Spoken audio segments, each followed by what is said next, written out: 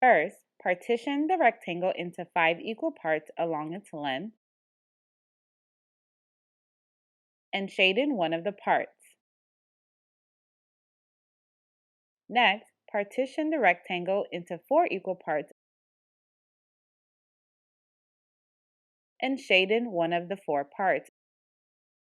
The overlapping shaded area represents the answer. To determine the area, count the total number of parts and the number of parts shaded in twice. 20 is the denominator and 1 is the numerator. 1/20.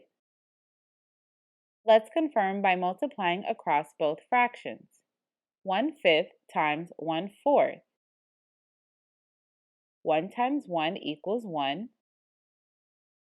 5 times 4 equals 20. 1/5 times 1/4 equals 1/20.